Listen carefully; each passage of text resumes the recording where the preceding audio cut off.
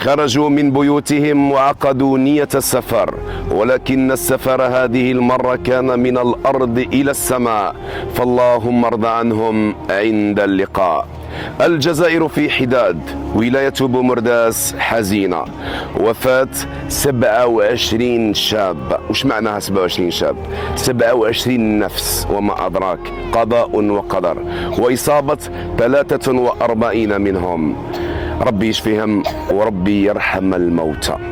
هو قضاء وقدر، أي نعم، وما تدري نفس بأي أرض تموت، ولكن شبان الجزائر أفنتهم حوادث المرور.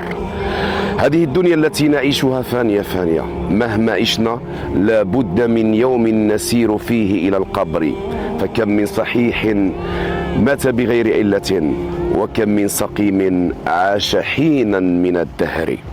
شفتوا المصطاف لما يجي في الصيف يفوت ايامات ويعمر ايامات، يعمر المكان، ومن بعد خلاص تخلص الصيف، باي باي سلام. هذه هي الدنيا. اليوم رانا احنا نعمروها، وغدا الملتقى عند الله.